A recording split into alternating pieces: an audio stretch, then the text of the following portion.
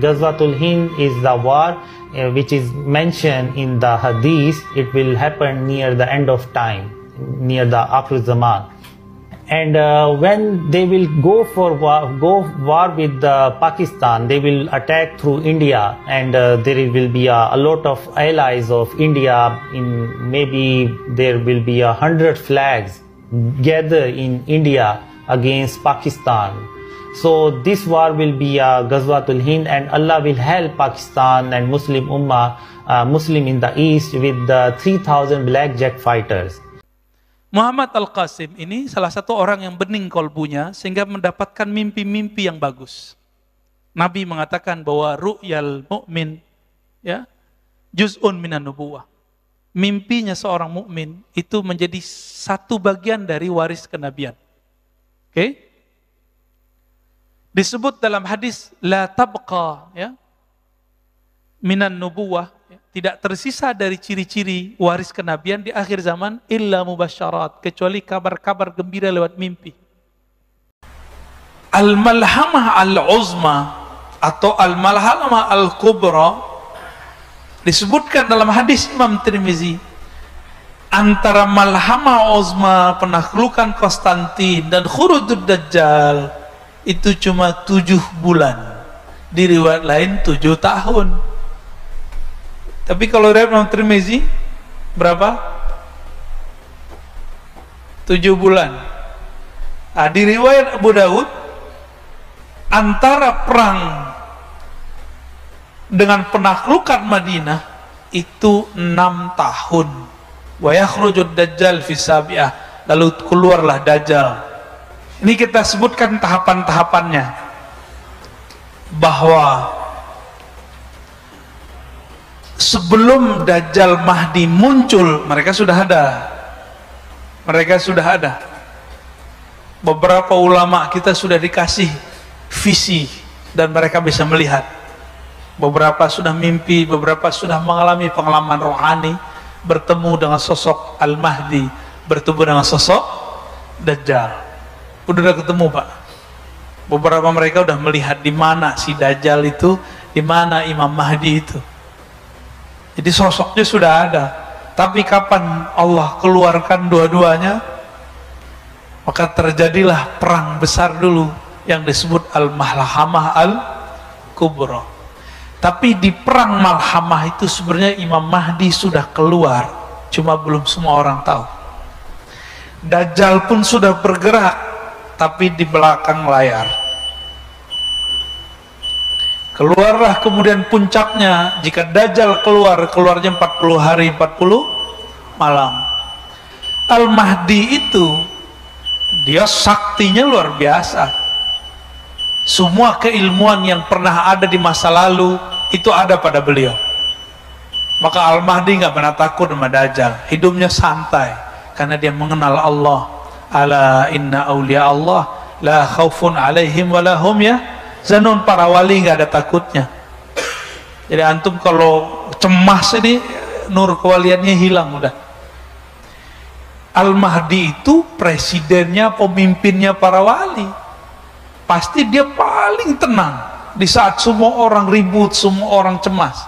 Kita baru dapat isu Dukhon 15 Ramadan tahun lalu, cemas nggak? Ya Al-Mahdi santai aja pasti. Ya apalagi pengikut-pengikut dia, santuinya bukan main. Dan nggak mungkin Al-Mahdi itu sekarang nonjol-nonjolin dirinya, apalagi nongol-nongol di YouTube ngaku-ngaku udah ketemu Tuhan. Nggak mungkin, ya. Dan kurang canggih Al-Mahdi kalau mimpi ketemu Tuhan, ketemu Allah, ketemu Nabi. Al-Mahdi dapat akses yang lebih mulia dari itu. Maka jangan percaya dengan Mahdi-Mahdi palsu. Semua di prank itu, ya. Jadi ada Mahdi di prank, Pak. Nah itu muncul di akhir-akhir hari ke-40, udah hari ke-30-an, itu Allah turunkanlah Sayyidina Isa di Menara Putih. Di mana Menara Putih? Di timurnya Damaskus. Maka nanti bergerak dari Khorasan timur, kita ini bagian dari timur, cuma bukan Khurasan. Nanti bergerak, bergerak. Di saat itu coba antum perhatikan hadis ini. Hal la taqumu sa'ah hatta yaghzuha 70,000 min Bani Ishaq. Tidaklah terjadi kiamat sehingga berperang padanya 70.000 keturunan Ishaq. 70.000 keturunan Ishaq berarti Israel bukan? Tuh, aneh sudah sebut tadi, Taliban itu keturunan Kabilah Fustun, salah satu keturunan Bani Ishaq. Ini nubuat Nabi nih. Maka jangan mau dia bawa bendera la ilaha illallah, mau dia bawa bendera apa, yang penting dia keturunan Bani Ishaq. Mereka nggak nolak kok Pak. Mereka nggak nolak kalau mereka keturunan Ishaq. Fa idza ja'uha nazalu, jika mereka datang, nazalu, mereka menempati atau turun, falam yuqatilu bisilah, mereka tidak berperang dengan alat-alat senjata, walam yarmu bisahmin, di saat itu mereka tidak berperang menggunakan panah. Berarti olahraga akhir zaman apa dong? Tidak berperang dengan panah. Walam yarmu bisamin, saya suka panahan walaupun susah kenanya. Ini Fajar nih menyaksikan kalau saya main panahan, dari 10 yang kena atuh doang. Pas baca hadis ini alhamdulillah. Kenapa? Lam yarmu bisahmin, mereka tidak perang dengan melempar busur panah, tapi yang mereka katakan apa? Qalu la ilaha illallah wallahu akbar. Senjata mereka zikrullah, la ilaha illallah wallahu akbar. Fayaskut ahadu janibaih, lalu salah satu dari masing-masingnya jatuh, ya. Illa an qala alladhi fil bahri thumma yaqulu tsaniyah la ilaha illallah akbar. Jadi ini perperangannya nanti betul-betul manual.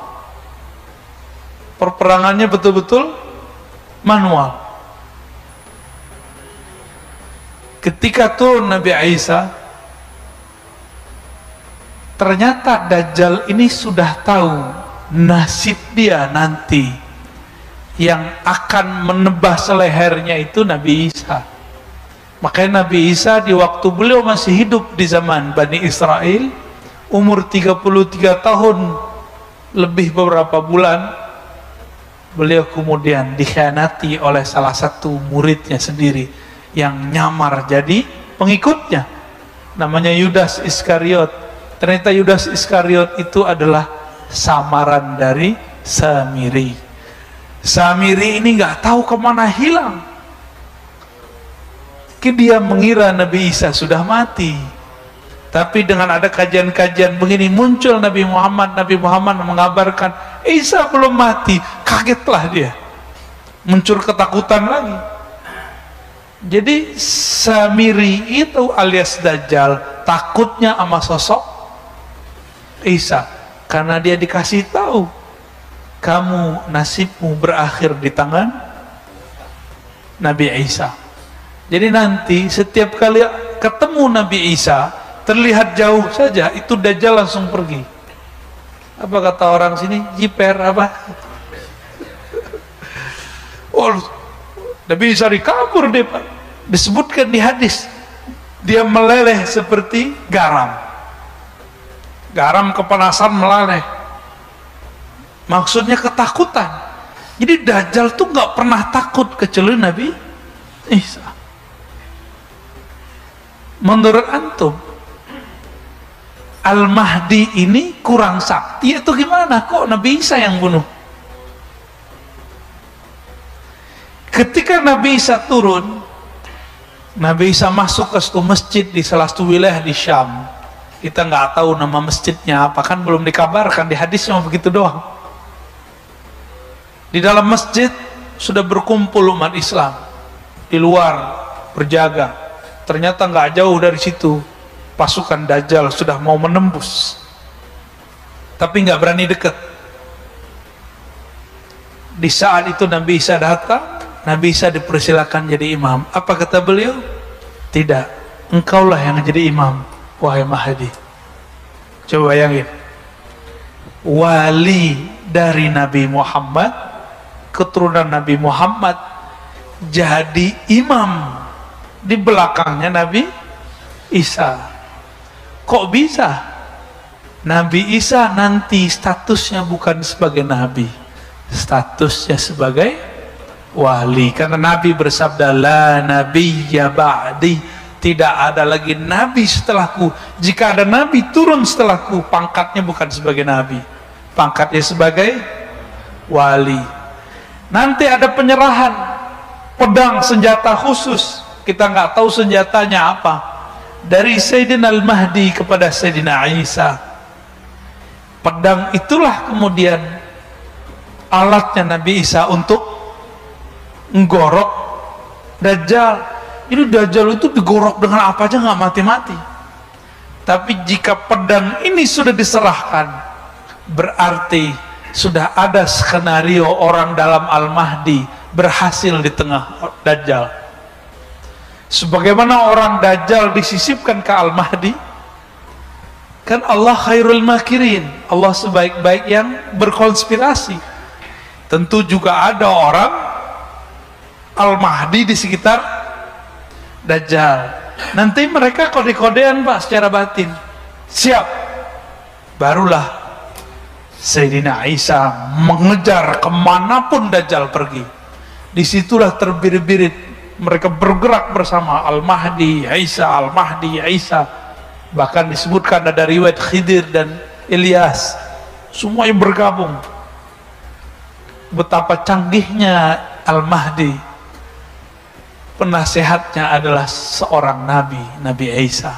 Penasehatnya Nabi Khidir, Nabi Ilyas.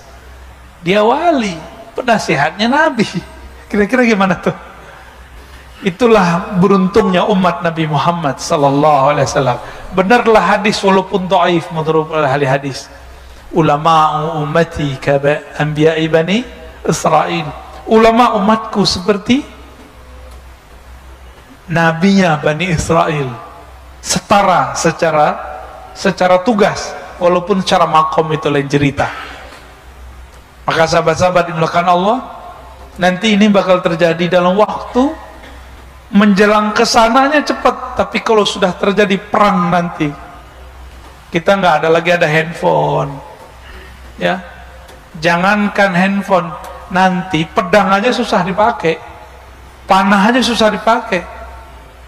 Tapi nanti ada perang kekuatan-kekuatan batin, kekuatan alam. Dan saya sudah pernah cerita di sini. Nanti pohon-pohon, gunung-gunung, batu-batu, semuanya membisikkan kepada orang Islam, wahai Muslim, di sini ada Yahudi, di sini ada musuh Allah. Benar nggak? Itu antum bisa nggak mendengar pohon ngomong? Kalau nggak ngerti ilmunya bisa kabur kan? Atau bisa gila-gila sendiri. Itulah ilmu yang dulu dimunculkan kepada baginda Nabi SAW ketika Nabi jalan-jalan di Mekah. Itu bukit-bukit bebatuan, itu nyapa Rasulullah, assalamualaikum ya Rasulullah. Nabi masuk ke Madinah, banyak pohon, itu pohon-pohon patuh sama Nabi. Itu ngomong pakai bahasa lisan atau pakai bahasa rohani? Rohani Pak. Kalau Bapak coba pakai bahasa lisan, coba aja pohon tuh ngomong, ya, saya jamin gagal. Tapi Allah mengatakan, dengan apa kita berdialog dengan alam? Nah, ini kata kunci. Tidaklah ada sesuatu, wa in min syai', tidaklah ada sesuatu kecuali yusabbih, bertasbih. Sabbahalillahi ma fis samawati wal ard. Bertasbih apa yang di langit dan apa yang di bumi. Maka belajarlah mentasbihkan badan kita, mentasbihkan batin kita. Maka nanti kita akan bisa berdialog dengan bahasa-bahasa tasbih alam semesta. Baru bisa ngerti Pak nanti mereka ngomong apa. Maka nanti walaupun kelompok Al-Mahdi ini sedikit, tapi tentaranya itu alam. air berbicara, pohon berbicara, batu berbicara, kecuali ada satu pohon namanya al-gharqad yang sekarang sudah ditumbuhin mereka.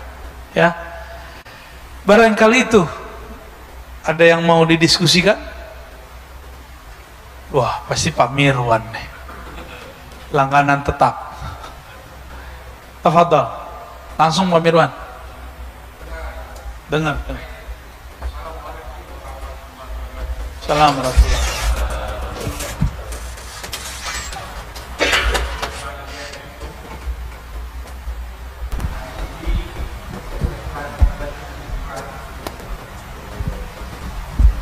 Ya, pengajian kita ini udah mulai diakui di tempat lain, udah banyak. Mudah-mudahan ini terus kita galang supaya MRBJ ini juga dikenal orang di luar, bukan hanya di Bintaro saja. Tadi Ustaz katakan bahwa perbankan itu tidaklah semuanya haram. Saya kebetulan pemuda tahun 70-an Ustaz. Profesor Dr. Hamka dulu udah mengatakan itu. Ya. Cuma belakangan setelah banyaknya yang datang dari Arab Saudi, penceramah-penceramah kita itu yang menyatakan bank itu haram. Dulu setahu saya, menurut Profesor Hamka, lihat dulu konteksnya, di mana haramnya, di mana halalnya. Tidak semuanya itu haram, karena kan selalu dibilang itu ada bunganya. Apakah bunganya itu berlipat-lipat? Bank itu kan membutuhkan dana, membutuhkan gaji pegawai. Nah, kesimpulan Hamka waktu itu, tidak semua bank itu haram. Jadi masih ada dua pendapat waktu itu. Jadi kalau memang itu juga Ustadz berprinsip ini, sampaikan ini ke umat supaya jangan salah kaprah kita semua. Mungkin itu. Yang kedua mengenai Al-Mahdi sama tadi Dajjal. Apakah bukan sekarang ini Dajjal itu udah berkeluaran Ustaz? Ya. Tapi bentuknya bukan seperti itu, tingkah lakunya. Jadi kalau menurut saya di Indonesia ini pun udah banyak Dajjal sebenarnya, ya. Pelaksanaan corona ini juga banyak Dajjal di sana Ustaz. Masalahnya dulu untuk corona ini dianggarkan pemerintah hanya 72 triliun. Sampai hari ini itu sudah mencapai 1060 triliun. Kalau nggak bangkrut kita nggak tahu saya apa yang ini lagi. Apakah mesti separuh Indonesia ini dijual? Tidak tahu. Demikian. Assalamualaikum warahmatullahi wabarakatuh. Assalamualaikum. Nah, ini info penting. Guru besar kita Buya Hamka. Buya Hamka ini kan orang yang berani berkata yang pahit meskipun dia dibenci orang. Di saat orang-orang Muhammadiyah saat itu kering dengan tasawuf, beliau nulis buku tasawuf modern, bener gak? Ini produknya muncul Pak Mirwan ini kan, yang gak jelas kan. Disebut Muhammadiyah senang tasawuf, ya. Buya Hamka di saat orang-orang saat itu mulai ada isu mengharamkan bank, tapi nggak ngerti hakikat sebenarnya, beliau berani ngomong tidak semua kok.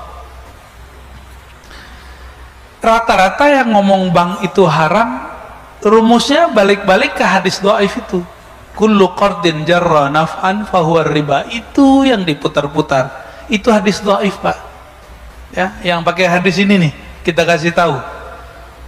Setiap pinjaman yang ada manfaat benefitnya, yang kita sebut bunga, fahuwa riba, itu riba. Hadis itu dhaif. Giliran dhaif kok ente pakai, katanya nggak boleh pakai hadis dhaif, ya kan? Gini aja deh gampang, Kenapa yang kita sebut bank sekarang berbeda dengan praktek riba di masa jahiliyah? Coba aneh minjem misalnya ke Pak Mirwan nih, anggap aja Pak Mirwan adalah ustadz yang tadi yang pulang dari mana tuh ya, mengharamkan bank. Anggap aja ya, Pak Mirwan pinjamkan saya 5 miliar, saya kembalikan dalam waktu 5 tahun. 5 tahun lagi saya kembalikan 5 miliar. Pak Mirwan mau nggak terima? Kita harus bagi hasil lah, kan nggak, kalau pinjam meminjam nggak ada istilah bagi hasil. Bagi hasil, pinjam ya pinjam. Mau nggak Pak? Nggak mau. Beli rumah nggak boleh pakai bank. Tunggu dulu ya, sabar dulu. Antum beli rumah sekarang nih, kalau cash misalnya 1 M, kalau kredit di total misalnya 10 tahun jadinya 1,5 misal nih. Coba saya pinjam duit antum sekarang yang tas 1 M itu, 10 tahun lagi saya balikin 1 M juga, mau nggak? Rumah aja naik kan, gitu kan ngomongnya. Itu riba bukan? Kan ada tambahan. Maka ada satu kejadian yang terjadi di zaman sekarang nggak ada di zaman Nabi. Pertama, uang kertas ataupun uang digital. Uang kertas sudah lewat lah Pak, ini bakal hilang nih. Nanti uang digital. Sekarang orang takut nggak bawa handphone karena di situ ada ya e-banking. Benar ya? Kita mau masuk tol, duitnya habis. Tinggal ditempel doang kan sakti Pak. Nabi Sulaiman aja nggak bisa itu. Aneh serius Pak. Nabi Sulaiman aja nggak bisa itu. Nabi Sulaiman harus baca-baca innahu min Sulaiman wa innahu bismillahirrahmanirrahim, baru kemudian angin datang, setan jin tuh diutus. Kalau kita sekarang pencet-pencet aja nggak perlu pakai bismillah kan, pencet-pencet datang tuh. Motor aja bisa dibeli pakai pencet-pencet Pak sekarang. Antum bisa terbang dengan pencet-pencet itu. Smartphone, bener. Jadi semua nabi menginginkan hidup di zaman kita sekarang. Wali-wali terdahulu ingin berjuang lagi Pak. Mungkin mereka pengen main handphone kali. Oh enggak, ini kita candain aja Pak. Wali-wali itu kalau ketemu mereka lebih banyak senyum-senyumnya daripada antum mukanya serius mulu kan. Serius belum tentu juga selamat akhir zaman. Santai aja lah kita ya. Nah di akhir zaman itu harusnya ngaji santai ya. Ini nyuruh berhenti kali ya.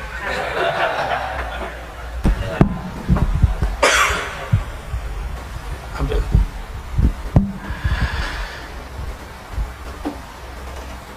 Maka ulama kita mengenai bank itu terpecah dua.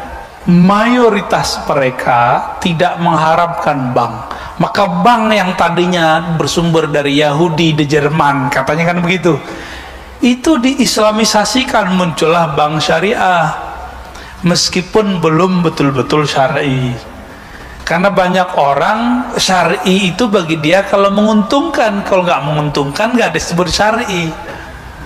Enak amat. Ya. Jadi banyak sekarang gerakan atau masyarakat apa istilahnya anti riba, tapi intinya adalah orang patah hati sama bank, yang melarikan diri dari bank, yang gagal, yang mungkin dulu pernah merasa dirugikan oleh ini, gampang dimasukin Pak sistem, maka kemudian muncul peminjam baru. Orang-orang kaya di situ secara manual meminjamkan.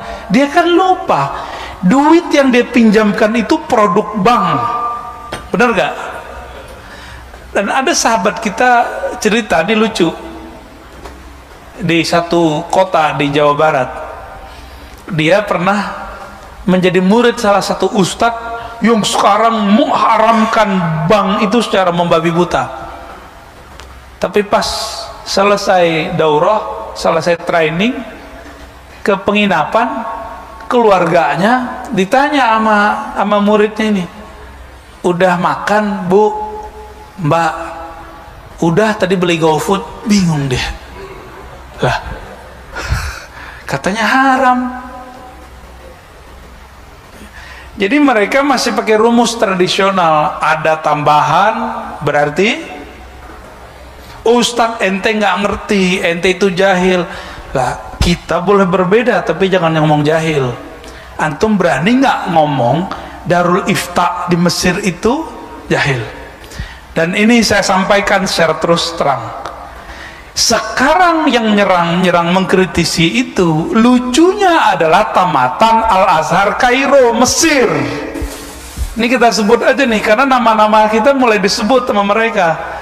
Tapi saya tahu teman-teman di sana juga beragam ya. Ada yang bilang Ar-Razi jahil, nggak masalah bagi saya. Tapi ente nggak mikir guru-guru ente di Al-Azhar, guru-guru ente Darul Ifta itu menghalalkannya. Kenapa aneh yang diserang? Kenapa nggak serang Masyaikh Al-Azhar? Serang Syekh Ahmad Thayyib, Syekh Ali Jum'ah, ya, Dr. Syauqi, Dr. Amr, ya, banyak di sono, Syekh Usama. Kenapa nggak mereka yang antum kata-katain? Nggak berani, takut kualat. Sama Ar-Razi nggak takut kualat. Jadi kadang-kadang mau ngeritik nggak mikir dulu, kalau dia ngambil ilmu dari ulama yang ulamanya menghalalkan ini dan merevisi fatwa itu. Dia masih pakai fatwa yang jadul, katanya tamatan Mesir tapi ngajinya ala Saudi. Loh ente kok berani ngomong begitu? Ya mereka berani ngata-ngatain kita, masa kita nggak berani juga ngata-ngatain balik, Pak? Ya. Kita ini sudah zaman terus terang hari ini. Mereka udah nggak malu untuk ngata-ngatain orang. Ya kita juga nggak takut kok. Insya Allah kita nggak lana khawfu lawmata laim. Selama ada dalilnya, ada ulama bersama kita tetap akan berani insya Allah. Bahkan mohon maaf Bapak Saudara, Allah, beberapa opini kita boleh berbeda, tapi jangan gunakan kata-kata hujatan. Karena antum sekali menghujat, bisa panjang ceritanya nanti. Bisa-bisa kita meragukan LC-nya ntar, ya. Karena masyaikh mereka menghalalkan, dia kok mengharamkan, ya. Ya mohon maaf kalau ada yang tersinggung, alhamdulillah ya. Ada yang ditanya lagi? Ya, fadhal. Jangan-jangan antum ini nih lulusan Ciputat nih. LC. Ya, Assalamualaikum warahmatullahi wabarakatuh. Saya baru pertama kali kesini, Ustadz, dan saya udah tonton. Saya dari Rawamangun tadi jam 4. Masya Allah. Berangkat jam 4 kurang, jadi menarik sekali. Apalagi tasawufnya juga saya ikutin kok. Ini menarik soal bank ya, karena kalau bicara tentang tadi pinjaman ada benefit lebih, karena saya memang punya background kan finance ya. Artinya ada yang namanya proses time value of money gitu. 1 miliar dikeluarkan sekarang mau diambil atau mau 2 miliar 10 tahun lagi gitu kan. Artinya bagaimana pandangan Islam sendiri dalam hal memadukan antara, kan ada istilahnya pertumbuhan ekonomi, ada inflasi, itu kan nilai pasti berubah ya. Nah, pandangan Islam sendiri untuk menjelaskan orang-orang yang mengatakan bahwa itu ada tambahan, tapi secara angka memang tambahan, tapi secara daya belinya kan bisa berkurang gitu ya. Nah, dari pandangan Islam sendiri menjelaskan hal seperti ini, apakah sudah mengadopsi dari istilah yang dipakai time value of money plus inflasi, atau mereka mungkin kurang piknik gitu, Pak Ustadz? Ya, demikian. Yang pertama, al-aslu fil muamalat, pada dasarnya muamalat itu al-ibahah, boleh-boleh saja. Dan antum buka semua kitab fikih terdahulu, produk muamalat yang tertulis dalam kitab fikih dan hadis cuma 24 sekitar itu. Belum ada di situ namanya kredit, belum ada namanya saham, belum ada namanya bank, belum ada simpan pinjam ala bank, belum ada. Maka ini adalah bagian dari perkembangan peradaban ekonomi manusia. Karena tidak ada di zaman Nabi, maka hukumnya pun berubah. Bukan berubah, emang belum ada kok. Maka ulama menyebutkan kaidah ini, selama tidak ada dalil yang mengharamkannya, maka dia tidak haram. Ma'alam yadulla alaihi dalilun syar'i, selama tidak ada dalil syar'i yang mengharamkannya. Itu satu. Yang kedua, muamalat dalam Islam itu terbuka, maftuhah. Apa buktinya? Dinar dirham itu sistem Nabi atau sistem yang sudah ada sebelum Nabi? Ayo. Nabi ketika berdagang ke Syam itu pakai dinar dirham bukan? Berarti sudah ada sebelum Nabi bukan? Jadi jangan salah kira, dinar dirham bukanlah sistem ekonomi Rasulullah sallallahu alaihi wasallam. Ini perlu diingat. Dinar dirham adalah sistem ekonomi yang dipakai, alat tukar yang dipakai oleh Rum dan Persia. Oke. Lalu Nabi adopsi nggak? Dia adopsi, dan ternyata secara inflasi, karena dinar itu emas, dia aman dari inflasi. Bener, inflasinya nggak begitu. Jatuhnya emas, naiknya emas kan kemarin sempat naik ya, waktu kita awal corona sempat naik, tapi turunnya juga pelan banget, pelan, sangat stabil. Harga kambing dulu dengan harga kambing sekarang kalau dijadiin emas sama, berarti dia stabil. Bener nih yang usaha kambing nih, bener bang, bener bang ya, Bang Roy ya, tuh tanya sama dia pak kalau nggak percaya pak. Tapi kalau antum menggunakan harga pakai nilai tukar uang, ini sekarang juga udah mulai bingung. Dulu itu nilai tukar uang berdasarkan kas emas satu negara, tapi sekarang begitu gak? Dolar suka-suka dia buat cetak. Kok kita masih begitu aja? Kita berdasarkan simpanan kita, kalau mereka kok enggak. Ada satu negara di Amerika Latin berani nekat, dia cetak lo duit banyak-banyak. Sama yang di Afrika pak, kita nggak usah sebut nama negaranya, sedih soalnya. Itu untuk beli aqua atau beli coklat aja dia harus bawa duit setebel ini, karena mereka ahli ekonominya koplak-koplak pak, atau koplak. Dia kira kalau nyetak duit banyak-banyak nggak inflasi, asal aja ya. Jadi ahli ekonominya ngayal kayak anak kecil, kita cetakannya duit banyak-banyak. Itu ngaconya di situ. Duit kita sekarang itu betul-betul ya, kalau bahasa Pak Mirwan tadi apa? Dajjal. Enggak, itu bukan dajjal yang ini pak ya. Alat tukar ini sekarang betul-betul udah nggak fair, udah nggak fair, benar-benar nggak fair. Maka kita nggak bisa menggunakan itu. Hukum yang dijadikan ada pada hukum dinar dirham tidak berlaku pada hukum mata uang zaman now. Nggak bisa. 1M tahun ini, 10 tahun lagi nilai rumah, nih kita beli rumah berapa kira-kira? Anggaplah 2M. Kalau diemaskan sama nggak?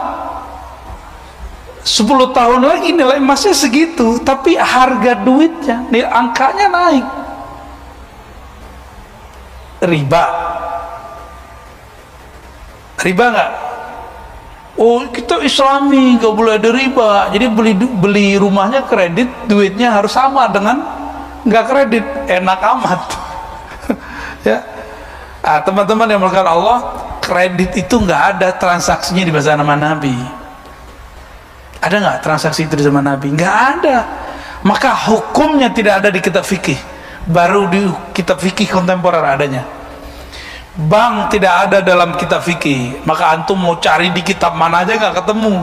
Baru belakangan Wabah Zuhaili, Yusuf Al-Qaradawi, ulama itu aja udah berbeda-beda dengan ulama Al-Azhar.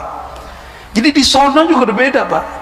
Antum bilang Saudi mengharamkan bank, ya salam. Saudi itu duit minyaknya taruh di bank Amerika, di bank Swiss.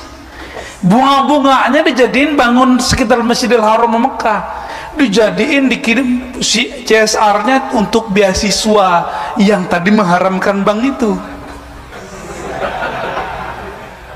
Nggak percaya, cek sendirilah ya. Itu mah cuma batuk-batuknya mereka doang, tai-tainya minyak itu. Nggak nyadar mereka mengharamkan sesuatu yang mereka makan. Ya, yaudah, mutu bi ghaizikum. Itu jangan diterjemahkan secara harfiah ya. Gimana, cukup atau masih ada? Oke, tadi di belakang pertama ya. Ada yang sesuai tema nggak? Sesuai tema Malhamah Al-Kubra. Jangan bahas bank lagi, saya nggak mau tanggapin lagi. Bismillahirrahmanirrahim. Assalamualaikum Assalamualaikum warahmatullahi wabarakatuh. Pak Ardin bukan? Ya, Ustaz. Bercadar Pak. Ya. Zaman now. Ya. Pak Ustaz, pertanyaannya terkait langsung dengan Malhamah Al-Kubra tadi. Iya, bagus. Karena tadi disampaikan bagaimana pemahaman tentang adanya siap berbeda. Pemahaman siap berbeda ini itu sekarang itu apakah menjadi siap berseberangan? Kemudian kalau siap berseberangan, padahal kita berharap Islam itu satu. Oke. Ya. Jadi sistem politik nih Pak Ustadz. Ya. Kalau sistem politik Islam ini terpecah belah, itulah yang diharapkan oleh musuh-musuh Islam. Tetapi karena memang Islam itu baik karena adanya perbedaan, itu diartikan menjadi berseberangan, dan itulah asal muasal selalu menjadi perpecahan dan tidak akan pernah terjadi Islam yang satu. Baik. Bagaimana ini Ustaz? Assalamualaikum warahmatullahi wabarakatuh. Assalamualaikum. Perpecahan di tengah umat akhir zaman bukanlah keinginan musuh, tapi itu adalah takdir dari Allah Subhanahu wa taala kepada setiap umat. Tafarraqat ahlul kitab atau tafarraqat al-yahud wan nasara, telah terpecah Yahudi dan Nasrani kepada isnain wa sab'in, 72 firqah. Dan Nabi mengatakan sataftariku, akan terpecah umatku ini menjadi lebih parah dari itu, salas wa sab'in, 73. Di hadis itu Bukhari, hadis Imam Abu Daud dan Tirmizi. Di hadis Imam Muslim, Nabi berdiri berdoa, ya Rabb, jangan hancurkan umatku dengan tenggelam. Amin, kata Jibril. Ya Allah, jangan hancurkan umatku dengan lapar. Amin, kata Jibril. Tapi ketika yang ketiga, Allahumma la tahlik, la taj'al ummati yahlik ba'duhum ba'dha, jangan jadikan umatku saling merusak, membunuh satu sama lain. Jibril diam, karena Jibril membaca takdir untuk akhir zaman. Diam. Nabi mengerti, tapi Nabi tidak diizinkan untuk meminta. Maka Nabi semenjak saat itu tidak pernah lagi berdoa, ya Allah satukan umat. Disitulah Nabi sedih. Sebelum meninggal beliau mengatakan ummati. Itu maksudnya Pak. Ketika Nabi mau wafat, Nabi bukan baca kalimat la ilaha illallah, di dalam dirinya sudah la ilaha illallah. Yang dipikirkan Nabi, ketika umatku nanti berpecah, itu gimana nasib la ilaha illallah dalam dirinya. Lisannya bertakbir, tapi kolbunya tidak membesarkan Allah. Ini yang dipikirkan Nabi Sallallahu Alaihi Wasallam. Jadi ini takdir Pak, kita harus jalani. Dan karena dia takdir, ukurannya sudah dari sononya. Kita sudah dari zaman kapan, zaman Bahala untuk mengislah. Islah para dai nggak berhasil. Yang paling susah diislah bukan umat, dainya, ustadznya. Serius Pak. Masih seger 2018-19, masih seger. Banyak kawan-kawan kita udah nggak mau lagi sholat Jumat di masjid perkantoran. Kenapa? Wah, isinya hujan menghujat, Ustaz. Itu kawan-kawan kita udah ngomong gitu, udah capek mereka. Nanti bakal begitu lagi, ya salah. Mungkin lebih parah, ya. Jadi Islam itu emang takdirnya begini, Pak. Umat Islam ditakdirkan berpecah sebagaimana umat Yahudi dan Nasrani. Karena umat Islam lebih banyak dari Yahudi dan Nasrani, perpecahannya berlipat-lipat melebihi mereka. Ini udah rumus. Maka dari awal saya selalu mengkampanyekan, ayo siap berbeda, siap berseberangan. Dulu Sayyidina Ali perang sama Sayyidina Muawiyah. Bahkan istri Rasulullah Sayyidatuna Aisyah perang dengan Sayyidina Ali. Dulu ada blok Umar, ada blok Ali. Mereka nggak ketemu, Pak. Di mana ada Umar, di situ nggak ada Ali. Sebelum itu sudah ada blok Umar dan Khalid. Khalid ibnul Walid. Biasa itu, beda itu. Jangan dikira di zaman Nabi nggak ada perselisihan. Ada, cuma karena irigasi air. Mereka perang gitu, bukan perang-perang gimana ya. Jadi Nabi itu menghabiskan perbedaan-perbedaan sukuisme. Kalau sekarang ya ideologi kan. Tapi ideologi sudah nggak laku, Pak, sekarang. Ini saya mau konfirmasi sekalian karena banyak yang nuduh saya komunis juga. Ya salam. Ar-Razi komunis dari mana ceritanya tuh? Ya. Antum kurang waras namanya itu. Saya itu nggak percaya pergerakan komunis itu bisa bangkit. Itu keyakinan saya. Kenapa? Karena sudah di-cut oleh TAP MPR dan undang-undang. Cuma pemikirannya mungkin masih ada. Kita saksi, Pak, dulu 2013 anak-anak mahasiswa beberapa kampus nonton film-film dokumenter PKI.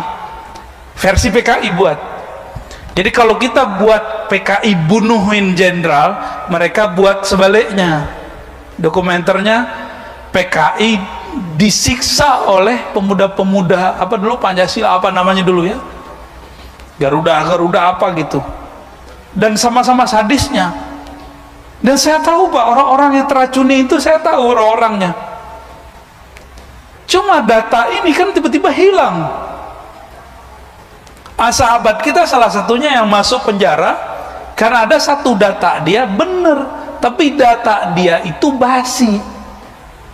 Data dia bener, tapi dibasikan. Nah, itu mungkin bahasanya. Maka masuk penjara kan sahabat kita itu. Kalau antum meributkan PKI itu ada muncul ngumpul dikit bisa di-cut karena undang-undangnya sudah ada. Kalau kelompok Khawarij yang aliran S itu sama W itu, Pak, yang tadi antum bilang tuh Pak Mirwan, belum ada undang-undangnya. Padahal BNPT itu sudah merekap teroris-teroris itu alirannya itu, Pak. Belum ada undang-undangnya. Kenapa kita nggak fokus di bidang ini, malah sibuk di bidang itu? Maksud saya, paham? Saya ngomong di sini juga, Pak, makanya saya klarifikasi di sini, ya. Di belakang backgroundnya begitu kan, ya. Antum jangan salah paham. Dulu ulama-ulama kita Ahlus Sunnah baik di Sumatera, di Jawa, digorok sama PKI. Siapa yang berjuang saat itu? Ulama kita yang asu aja. Belum ada kelompok-kelompok sekarang yang katanya anti PKI itu. Kita sudah anti dari dulu. Saya baru dari Abah Jejen, Pak, Sukabumi. Itu ayahanda beliau, kakek beliau digorok sama PKI. Beliau digorok, punya ilmu debus, zikir la ilaha illallahnya mendarah daging, digorok-gorok nggak bisa Pak, itu apa aja jentuh. Itu yang saya dengar Pak, wallahu alam sahih apa enggak ya. Bingung juga PKI nya tuh, PKI kan nggak jelas Tuhannya siapa kan, kok ada orang nggak kuat ini. Itu kampung PKI tadinya, itu kampung merah itu tadinya. Madiun, Bapak tahu Madiun? Tomboro tahu?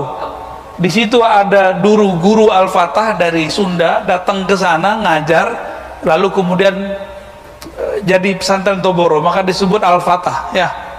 Ya, tapi tarekatnya bukan tarekatnya Syekh Al-Fatah Idrisiyah, tarekatnya sekarang Naqsyabandiyah, menjadi pusat JT. Itu dulu juga merah Pak, dan mereka itu aswaja ahlu sunnah, korban dulu itu. Saya ini mantunya orang Tuban ya, itu dulu kiai-kiai sono curhat, kami ini dulu kiai-kiai kami ini digorok oleh mereka.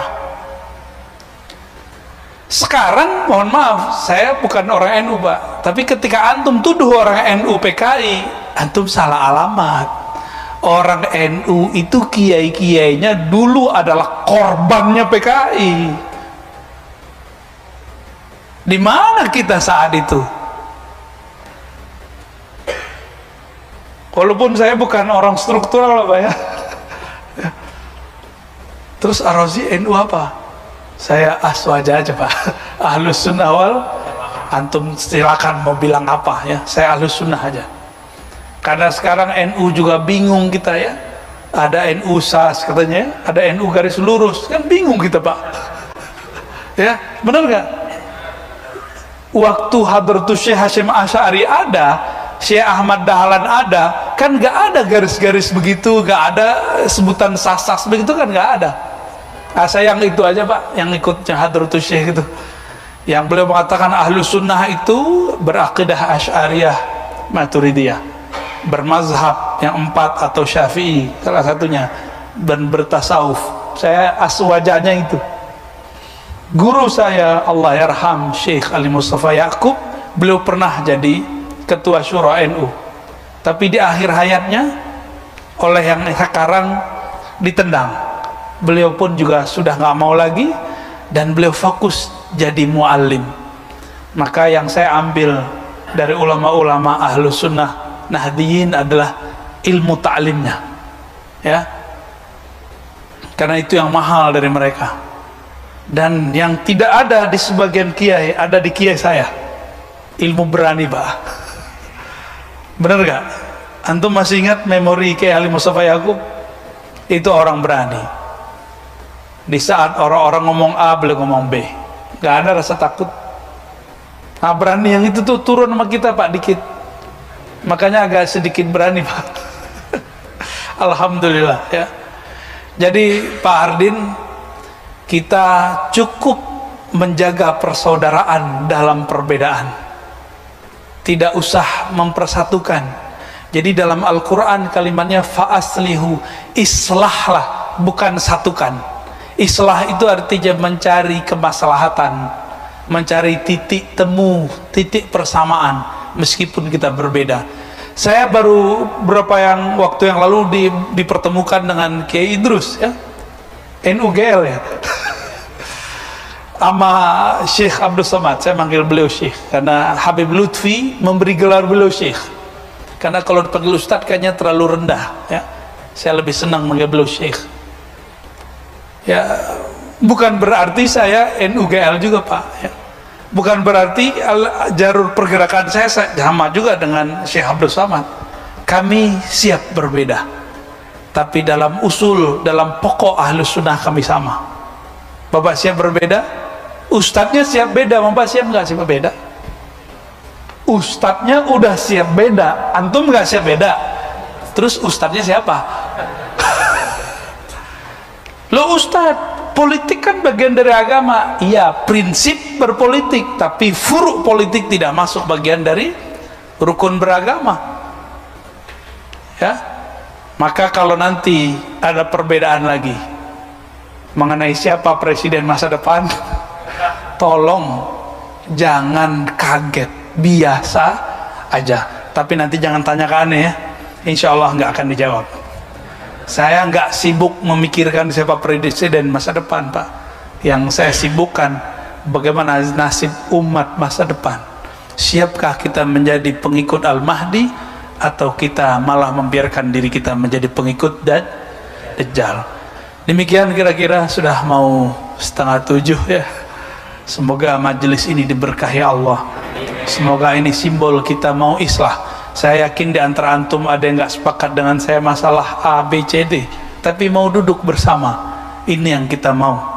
Semoga nanti majlis ini menjadi majlis, menjadi masjid, simbol pertemuan para dai. Di Pekanbaru, sahabat-sahabat kita sudah buat pertemuan dai setiap malam Jumat, kajian Sahih Bukhari. Dulu saya sudah sampaikan, Pak, mungkin nggak bisa setiap malam, setiap minggu, sekali sebulan aja.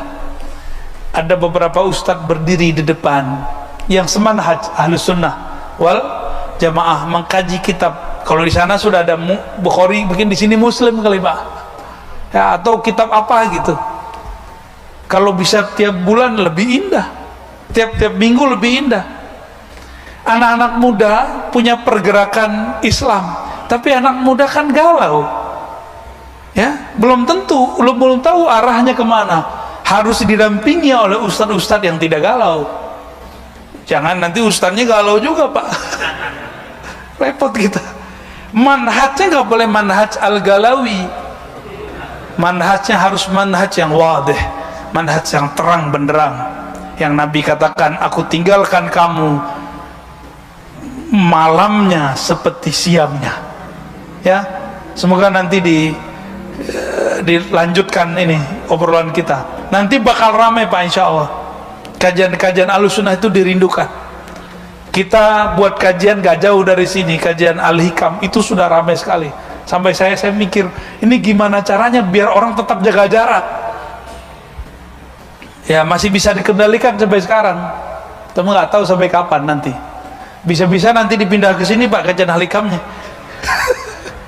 Siap nggak, Pak, tuh? Tapi ngajinya jam 12 malam.